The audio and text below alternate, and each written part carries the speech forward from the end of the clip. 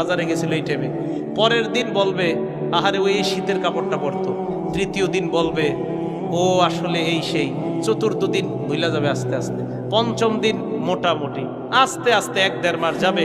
গতি পৃথিবীর মতো চলতে থাকবে, আকাশ আকাশের মতো থাকবে, বাতাস বাতাসের মতো থাকবে।